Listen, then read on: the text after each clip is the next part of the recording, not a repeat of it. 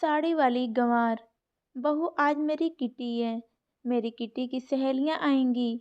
सब इंतजाम अच्छे से होना चाहिए। खाने पीने के सामान में कोई कमी नहीं रहे। और हाँ, गंवारों की तरह कपड़े पहनकर ना आना उन लोगों के सामने। तुम यह जो 6 मीटर का कपड़ा लपेटे रहती हो, वह ना लपेट लेना। तुम साड़ी पहनकर उन लोगों के सामने नहीं आओगी। उन लोगों की बहुएं मॉडर्न कपड़े पहनती हैं। अगर तुम साड़ी लपेटकर आ जाओगी तो वह लोग मेरा मजाक उड़ाएंगी। इसलिए तुम भी मेरी सहेलियों के सामने मॉडर्न कपड़े ही पहनकर आना। मेरी बात कान खोलकर सुन लो। उन लोगों के सामने ऐसा कोई काम ना करना जिससे उन लोगों को यह पता चले कि तुम एक गंवार हो। प्रेरणा की सास ने व्यंग्यात्मक लहजे में उससे कहा, मम्मी जी, मेरे पास मॉडर्न कपड़े नहीं हैं।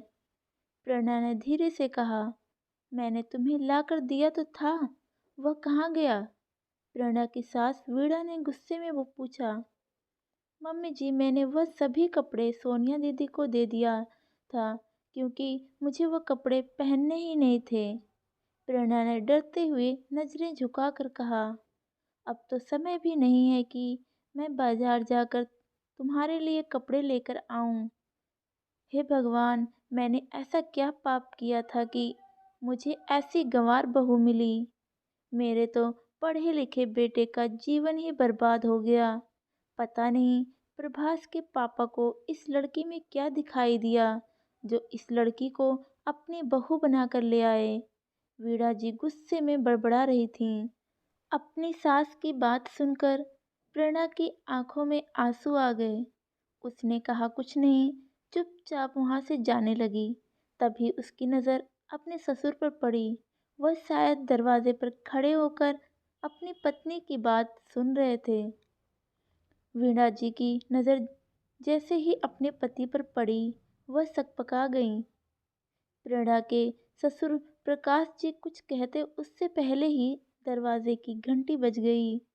वीणा जी ने कहा, लगता है मेरी किटी की सहेलियां आ गई हैं। उन्होंने जानबूझकर प्रकाश जी से कहा जिससे वह बात को आगे न बढ़ाएं। प्रकाश जी भी वहां से चले गए क्योंकि बाहरी लोगों के सामने वह कोई हंगामा नहीं करना चाहते थे। वीणा जी ने दरवाज़ा खोला तो वहां उसकी किटी की सहेलियां खड़ी हुई थीं। वीणा उन्हें देखकर खुश हो गई, उन्हें अंदर लेकर आईं। घर की सजावट देखकर उनकी एक सहेली ने पूछा, मिसेज पांडे, घर का डेकोरेशन तो बहुत अच्छा लग रहा है। हाँ मिसेज मेहता, यह मेरी पसंद से हुआ है, इसलिए अच्छा तो रहेगा ही। मिसेज पांडे, वीणा जी ने गर्व से कहा। सभी किटी की औरतें अपने अपने घर परिवार की बढ़ाई करने में लगी हुई थीं। वीणा जी भी अपने पसंद और अपनी काबिलियत का बखान करने में लगी हुई थीं। तभी मिसेज मेहता ने पूछा, मिसेज पांडे, आपकी बहू नहीं दिखाई दे रही है, क्या आप उसे हम लोगों से मिलवाना नहीं चाहती? मिसेज मेहता की बात सुनकर वीणा जी को न चाहते हुए भी प्रेरणा को वहां बुलाना पड़ा। प्रेरणा ने शिफॉन की साड़ी पहनी हुई थी और अपने लंबे बालों की चोटी गूंथी हुई थी। प्रेरणा को साड़ी पहने देखकर सभी औरतें एक दूसरे को मुंह देखकर मुस्कुराने लगीं। वीणा जी ने सभी के चेहरों की मुस्कुराहट देखकर प्रेरणा को घूरने लगीं। उन औरतों में से एक ने कहा, अरे वीणा जी, आपकी बहू अभी भी पुराने जमाने के कपड़े पहनती है, या तुम उसे दबा कर रखती हो? स्वयं तो मॉडर्न कपड़े पहनती हो और बहू को साड़ी पहनने के लिए मजबूर करती हो। आप कैसी बातें कर रही हैं मिसेज पाठक? मैं आपकी तरह दोहरा व्यक्तित्व नहीं रखती। मैंने बहू पर कोई पाबंदी नहीं लगाई है। आपकी बहू की तरह मेरी बहू भी गंवारों की तरह रहना पसंद करती है। आज उसके कारण मुझे तुमसे ऐसी बातें सुननी पड़ रही हैं, वरना किसी की क्या मजाल कि मुझे कोई कुछ कहे। आप इस समय मेरे घर पर हैं इसलिए मैं चुप हूँ, नहीं तो मुझे भी जबान देना अच्छी तरह से आता है। मीरा जी ने गुस्से में कहा, अरे छोड़ो, तुम लोग भी क्या बात लेकर बैठ गई। वीणा जी की बहू चाहे जो पहने, उनकी मर्जी, इस पर बहस करने की क्या ज़रूरत है। मिसेज वर्मा ने कहा। मिसेज वर्मा की बात सुनकर सभी ने उसका समर्थन किया और फिर आपस में हंसी मजाक होने लगा। वीणा ने संगीत लगा दिया और सभी नृत्य करने लगी। किटी पार्टी शाम 6 बजे तक चली। उसके बाद सभी किटी मेंबर्स वहां से चली गईं। अपनी सहेलियों के जाने के बाद वीणा जी ने अपनी बहू प्रेरणा को गुस्से में आवाज लगाई। प्रेरणा, यहाँ आओ। प्रेरणा अपनी सास के सामने आकर खड़ी हो गई। फिर डरते हुए धीरे से पूछा, जी मम्मी जी, क्या बात है? आपने मुझे क्यों बुलाया है? तुमने कसम खा ली है क्या कि मेरे लोगों के सामने बेइज्जती करवाती रहोगी? वीरा जी ने गुस्से में दांत पीसते हुए पूछा। मम्मी जी, मैंने आपकी बेइज्जती कहाँ की है? मैंने तो आपकी सहेलियों के सामने कुछ कहा भी नहीं। तब अब ऐसा क्यों कह रही हैं? प्रेरणा ने धीरे से डरते हुए पूछा। इतनी भोली बनने की जरूरत नहीं है। तुम्हारे पहनावे को देखकर मेरी सहेलियों ने मेरा कितना मजाक उड़ाया है, तुम्हें पता भी है? और तुम कह रही हो कि तुमने कुछ नहीं किया। वीणा जी ने चिल्लाते हुए कहा। मम्मी जी, साड़ी पहनने से आपको बेइज्जती हुई, यह बात मेरी समझ में नहीं आई। मुझे साड़ी पहनना पसंद है। मैं अपनी भारतीय संस्कृति को पसंद करती हूँ। मुझे पाश्चात्य संस्कृति का पहनावा नहीं पसंद है। प्रेरणा ने परेशान लहजे में कहा। तुम मम्मी जी से जबान लड़ा रही हो? उसके पति प्रभास ने घर के अंदर आते हुए कहा। मैंने तो ऐसा कुछ नहीं कहा। मैं तो मम्मी जी से इतना कह रही थी कि प्रेरणा की बात को काटते हुए प्रभास ने कहा, चुप करो। वैसे तो बहुत संस्कारी बनती हो और जब बड़ों को जवाब देती हो तो तुम्हारा संस्कार कहाँ चला जाता है? प्रभास की बात सुनकर प्रेरणा की आंखों में आंसू आ गए। प्रेरणा के आंसू देखकर वीणा जी ने कहा, फिर शुरू हो गया इसका त्रिया चरित्र। तुम माँ बेटे हमेशा प्रेरणा का अपमान क्यों करते रहते हो? मैंने तुम लोगों को कितनी बार समझाया है कि अपनी हरकतों से बाज आ जाओ, वरना मुझसे बुरा कोई नहीं होगा। प्रेरणा गंवार नहीं है, पढ़े लिखे गंवार तुम दोनों हो। मैं जानबूझकर प्रेरणा को अपनी बहू बनाया है, जिससे मेरी आने वाली पीढ़ियों को भारतीय सभ्यता, संस्कृति और संस्कारों का ज्ञान हो सके। तुम दोनों ने तो अपनी भारतीय संस्कृति को ताक पर रख दिया है। तुम दोनों स्वयं गलत हो और गलत प्रेरणा को ठहरा रहे हो। आज के बाद अगर तुम दोनों ने प्रेरणा का अपमान किया तो मुझसे बुरा कोई नहीं होगा। प्रेरणा के ससुर प्रकाश जी ने गुस्से में कहा और वहां से चले गए। प्रभास और वीणा जी ने जलती निगाहों से प्रेरणा को देखा और वह लोग भी वहां से चले गए। प्रेरणा आंखों में आंसू लेकर वहीं खड़ी रही। उसकी समझ में यह नहीं आ रहा था कि उसकी गलती क्या है जो उसकी सास और पति उससे नाराज रहते हैं। यही सोचते हुए प्रेरणा रसोई घर में चली गई। प्रेरणा, कहाँ हो? यहाँ आओ। प्रभास ने प्रेरणा को आवाज लगाई। प्रेरणा दौड़ती हुई आई। क्या बात है? आपने मुझे क्यों बुलाया है? प्रेरणा ने पूछा। कल मैं अपनी तरक्की के उपलक्ष्य में एक पार्टी दे रहा हूँ। वहाँ बहुत बड़े बड़े लोग आएंगे, विदेशी लोग भी वहाँ होंगे।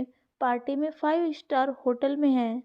वहाँ तुम्हारा रहना आवश्यक है, इसलिए तुम्हें भी वहाँ चलना।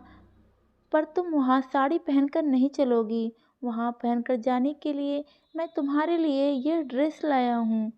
तुम्हें वही पहनकर चलना होगा। प्रभास ने प्रेरणा को एक पैकेट में देते हुए कहा। प्रेरणा ने वह पैकेट अपने हाथ में लिया और उसे खोलने लगी, तभी फोन की घंटी बज उठी। सबका ध्यान उधर चला गया।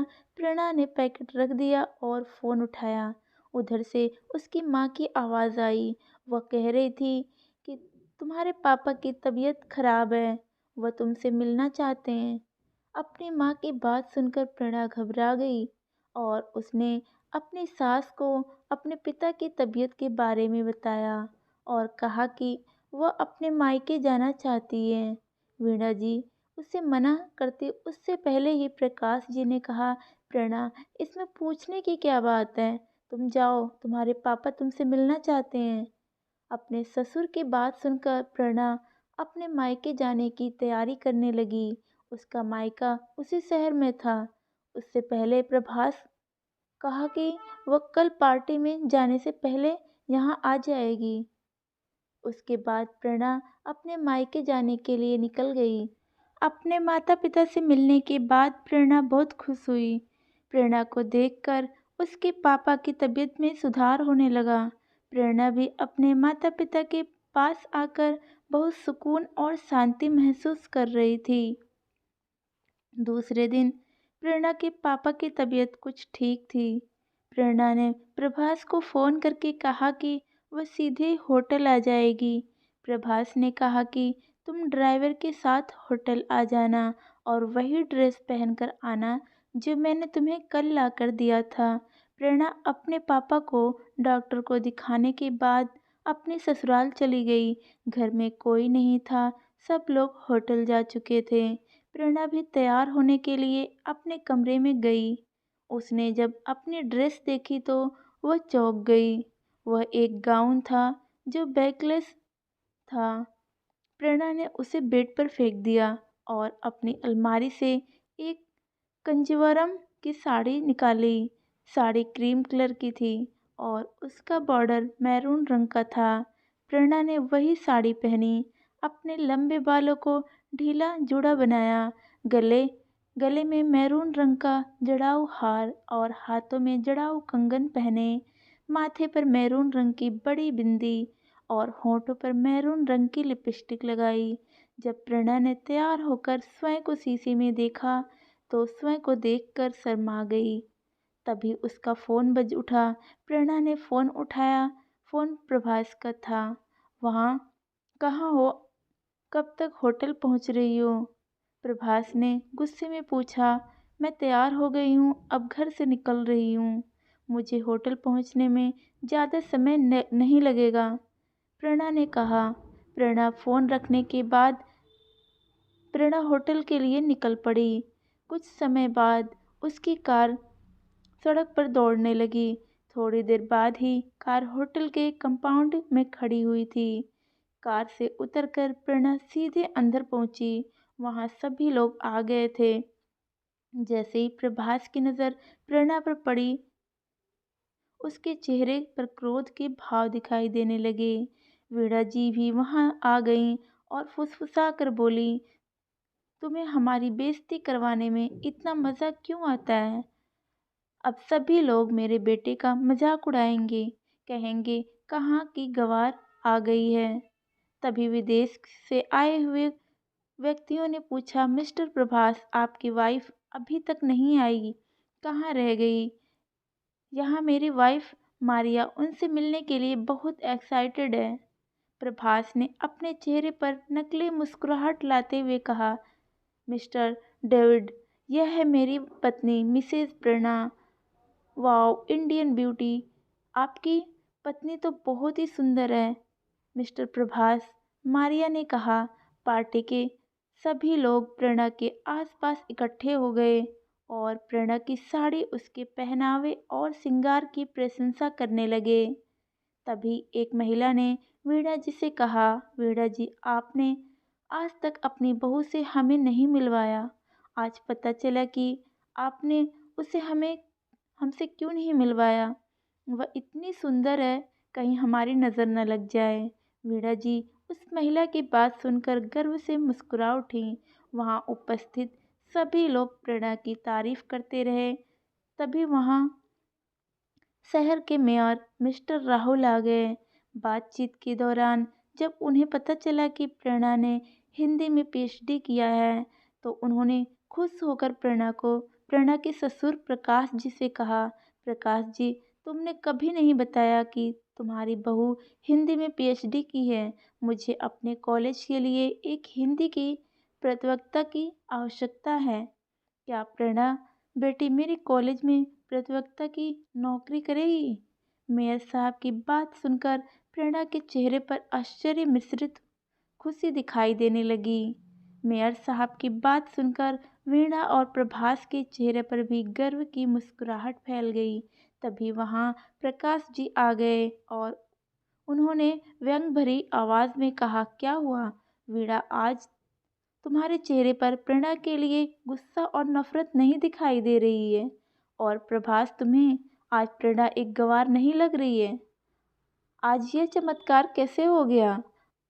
अपने पिता की बात सुनकर प्रभास शर्म से अपनी नज़रें झुका ली और प्रेरणा के चेहरे पर भी शर्मिंदगी के भाव दिखाई देने लगे। मुझे माफ़ कर दो प्रेरणा बेटा, हम लोगों के चेहरे पर पश्चाताप संस्कृति का पर्दा पड़ा हुआ था जो आज उतर गया।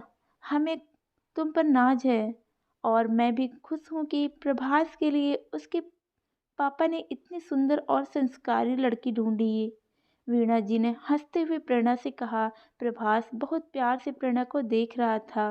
प्रेरणा की नज़र जब प्रभास पर पड़ी तो उसे अपनी ओर देखता पाकर प्रेरणा ने शर्मा कर अपनी नज़रें झुका ली।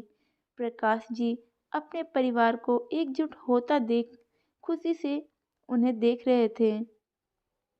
उनके चेहरे पर गर्वीली मुस्कान फैल गई। तो दोस्तों, आज की कहानी आपको कैसी लगी कमेंट द्वारा ज़रूर बताइएगा।